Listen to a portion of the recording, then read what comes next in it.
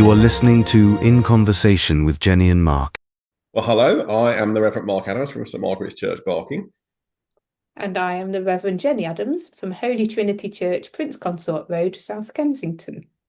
And welcome to In Conversation with Jenny and Mark. Here we go. Here we go. Here we go. So, yeah, it's Lent nearly. It's Shrove Tuesday today. Are we having pancakes for tea? If you make them. Okay, there we go. Yeah, so by the Everybody's a time toast today. Sunday comes around, it'll be the first Sunday of Lent. Will be the first Sunday of Lent. Mm. So it means that it's the temptations. It Because that's is. what we always do on the first Sunday night. It's funny, isn't it? We did this live podcast a couple of weeks ago, didn't we? And someone asked us, "What do you do about those like Christmas and Easter that come around every year?" And And we've had this them ever was since, haven't we? a little bit like that, doesn't it? So the Transfiguration we preach on every year, and the temptations we preach on every year. Sunday Let's before read Lent and it. the first Let's Sunday of do Lent. it. So let's see what we got then. Let's see what we got. But of course, we do look at it in different Gospels. So it's Matthew this year.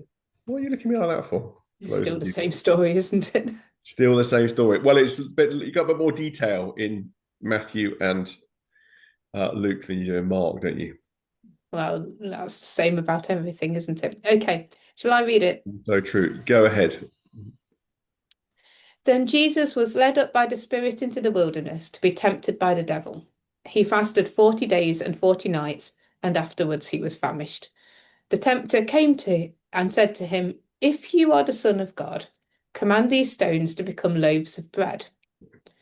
But he answered, "It is written, one does not live by bread alone, but by every word that comes from the mouth of God." Then the devil took him to the holy city and placed him on the pinnacle of the temple, saying to him, "If you are the Son of God, throw yourself down, for it is written, He will command His angels concerning you, and on their hands they will bear you up, so that you will not dash your foot against a stone." Jesus said to him, "Again, it is written, Do not put the Lord your God to the test."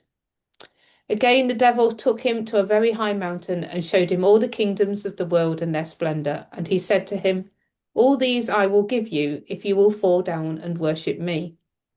And Jesus said to him, "Away with you, Satan, for it is written, Worship the Lord your God and serve only him." Then the devil left him, and suddenly angels came and waited on him.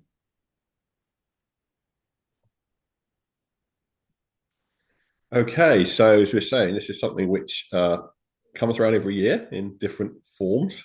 So, and actually, it has to be said, we're away this Sunday, aren't we? So neither of us are actually preaching. But what Mm. would you be thinking if you were? What's the thing that strikes you this year? This year, um, this year I've been thinking about geography. Mm. And what was he doing there? So led by the Spirit into the desert to be tempted. So we've had the baptism of Jesus, and if we're going to assume that it happened as written, baptism, then temptations out of the devil. Um, it's not difficult to be in the wilderness. It means that he just didn't go down the road. He went wandering off because actually there is quite a lot of wilderness Okay. around baptism sites. You drive through it, it's quite striking because it's not desert either. It's quite hard to describe. It is just wilderness. It's just like stone and nothingness. So, yeah, led by the Spirit. I wonder what he was doing and what that actually meant. Was he,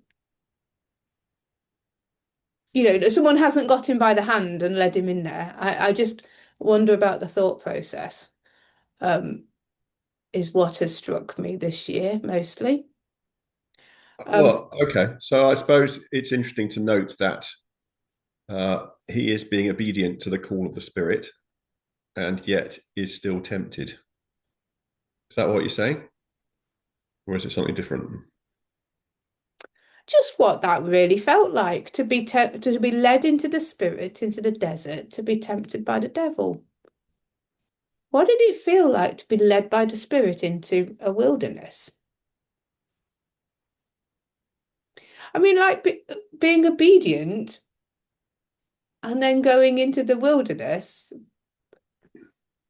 I don't feel as though I'm making myself very clear, but No, I'm not quite sure where you're coming from. I mean, I suppose it's how do we know we're led by the Spirit in anything we do? I mean, I suppose in one sense yeah, it's not. okay, exactly that. So how do you know so much that you're being led by the Spirit that you will go off the very safe path or fairly safe path, there are a lot of bandits, into the wilderness where it's going to be dangerous anyway, and then you get tempted. But we can get back to like being obedient and then awful things happen in a moment. But like how being led by the Spirit, how do you know that you're being led by the Spirit?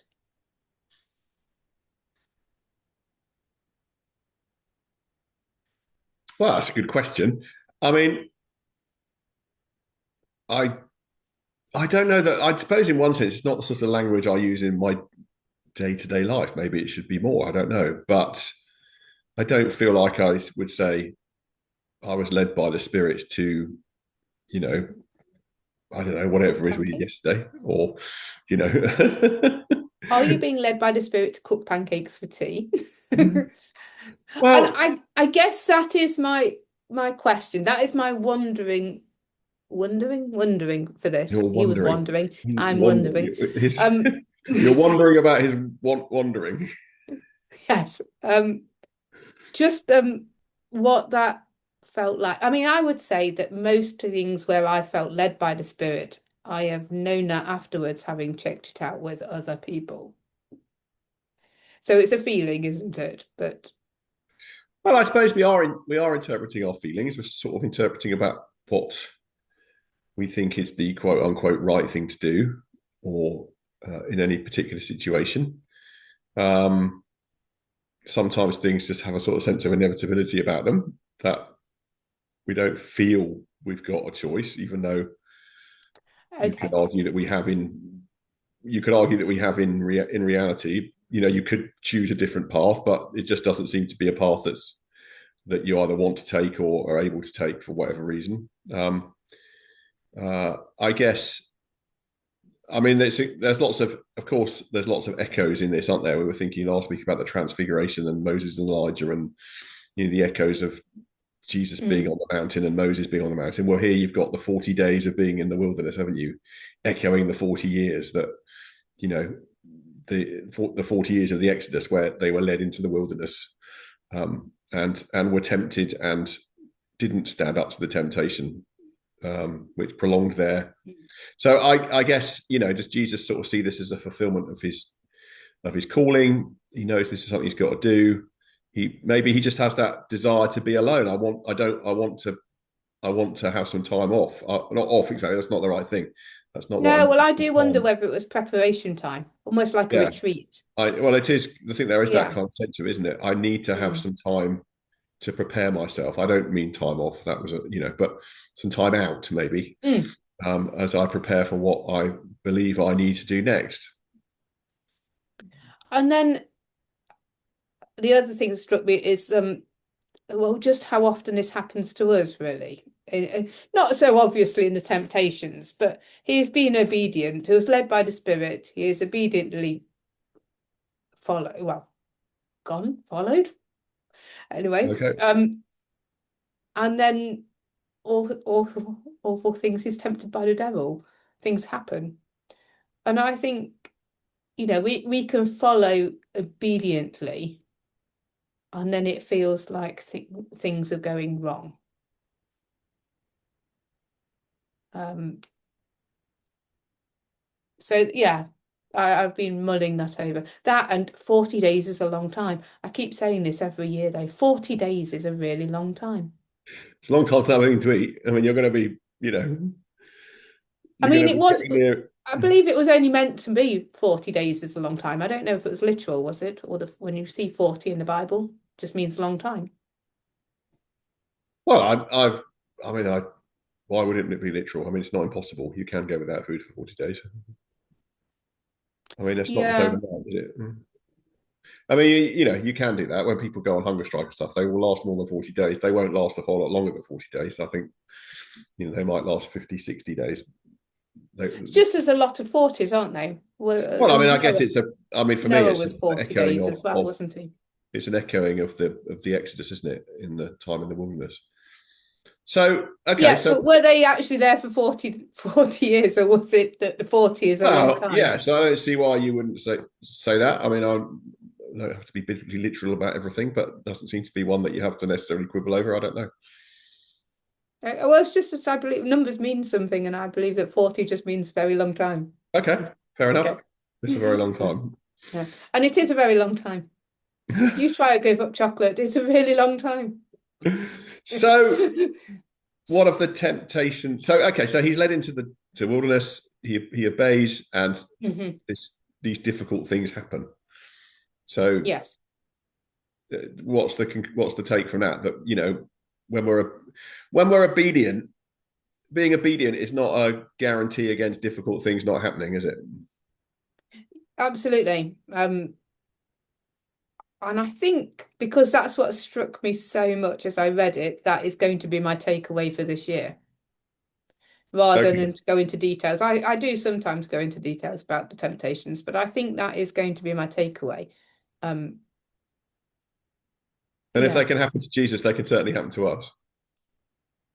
Yes, and it can happen to us. And I mean, Jesus was on his guard, and actually we need to be on our guard, need to be I faithful mean, and I sure feel and like the well, if you again, he says, he was without sin, isn't it? He was Mm, tempted as we are, yet was without sin. So you feel like the advantage that Jesus has in this situation is that he knows he was still doing it right.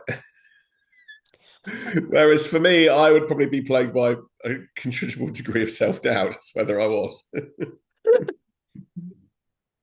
I mean, when it comes to that, I'd say that's an advantage that Jesus often has, being the Son of God and all that. Fully human, but fully God. So, and without sin. Yeah, but I think it still matters. I think it still matters that he was obedient and that Yeah, still faced challenges. I'm not saying I'm Mm, sort of a little bit.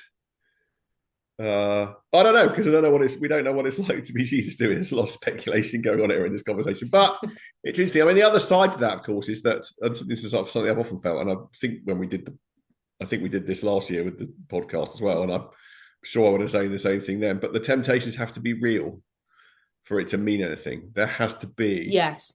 There has to be a risk here that he can fail.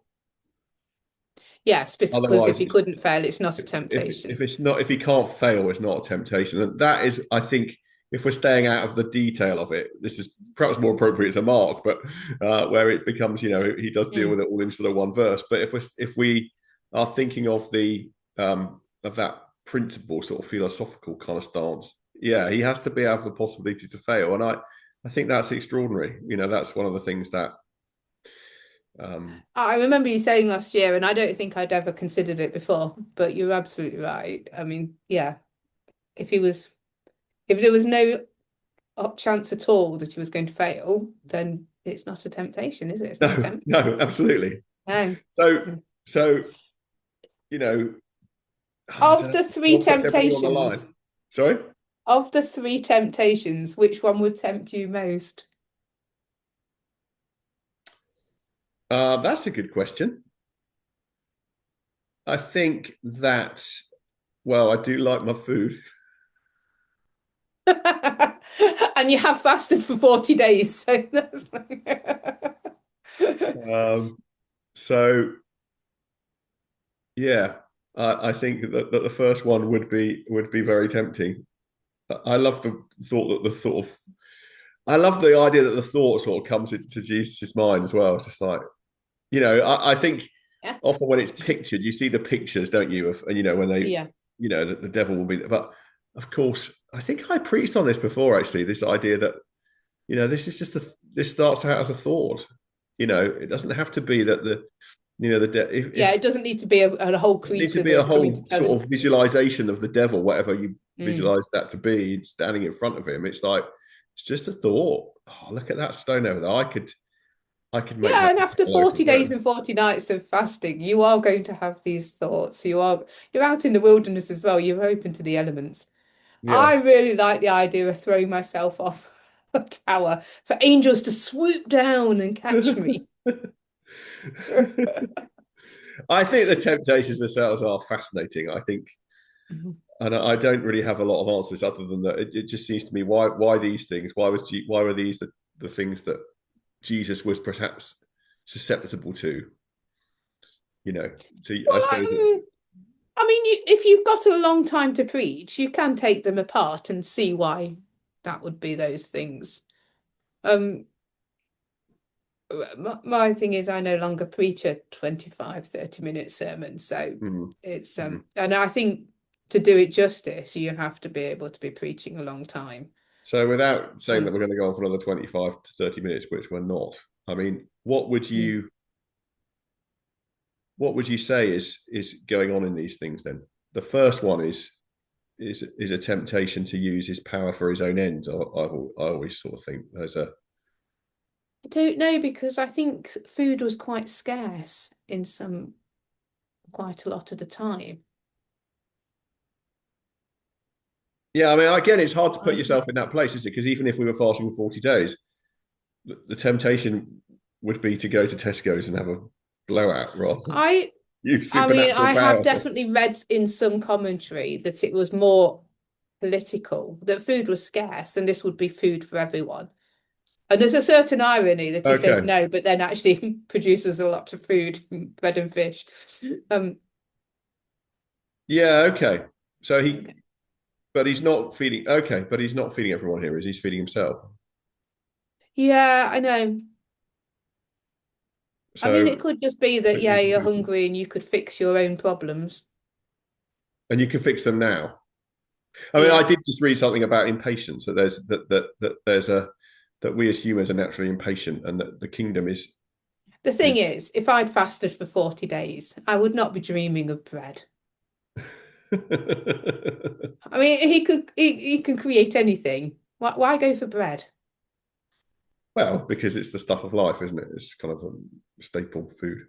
Yeah, I know it feels a bit But yeah, I more mean, than but like isn't it he's just a? hungry. So what about? So okay, what about the pinnacle of the temple then? What's going on there? What's Jesus being tempted to do there? Make a big spectacle, Mm. draw everyone to Isn't it himself in testing a. God? Testing God. And there are echoes, aren't they, of the when he is on the cross, Yes. save And well, of yourself. course, the idea is Mm. the testing is what Jesus sees in his response, isn't it? I mean, we haven't really talked about his Mm. use of scripture and response, have we, which is classically also talked about. But the first one, bread alone is not enough. You can't bread alone. Bread isn't enough on its own. You need to hear God's word and put yourself under it. Second one is don't test God. Don't. Yeah, Do I not guess put the Lord your God to the test. it's kind of don't put God under. What's the temptation to throw yourself down as a sort of spectacle to see if God will catch you? Is that kind Mm. of saying, is God really there? Is he really going to do Yeah, that? And I I think think that's that a good idea. what about the last one then? What about I think the last one, although they come in different orders in some of the different gospels, don't they? Mm. But then the Or last the one, take Lion King moment. All of thy this can be kingdom, and yours. all this will be yours if you'll fall down and worship me. Of course, it predisposes it's his to grant, isn't it? Yeah.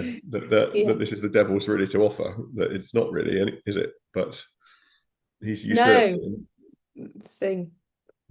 But Well, is it I that? guess in many ways it's all yours to take by force, isn't it? If the devil's offering it to you, you're taking it by force, surely. Yes, and you're you know Mm. using forceful means and violence perhaps to appropriate it, which of course is what most rulers do. Yeah. And Jesus is then not. having said no to Jesus all of cannot. that, the devil left him and the angels came and attended him.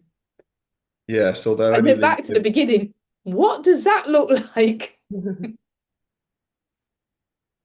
I'm going to leave it there. What does that look like? So yeah, there you are. Some sort of slightly Rambling thoughts. about the temptations. I guess if I was to sort of summarize that, it's like what how do we respond to that? Well, we are going to be tempted. It's going to happen. Jesus does demonstrate a way to stand up under it. We're not Jesus, but even so, we can follow him and do that sometimes, but we're not always going to get it right. So it's a good job that God is a God of grace. That's kind of where I'm at with it, really. Okay, I'm going to say we start Lent with these great ideas. We're going to obedient. We're going to do all these things, and we're tempted, and we fail quite often not to because we fall into temptations. That is to be expected. Pick yourselves up and carry on. Yes, and come to the one who knows what it is to be tempted and is gracious rather than condemning. And that all is a wrap. Is a wrap. We are not going to be here next week, but we will be back the week after. We will indeed. Yep, we're having a week off. Take care. Bye-bye. Thank you for listening to In Conversation with Jenny and Mark. Please subscribe for more episodes on all the usual podcast platforms.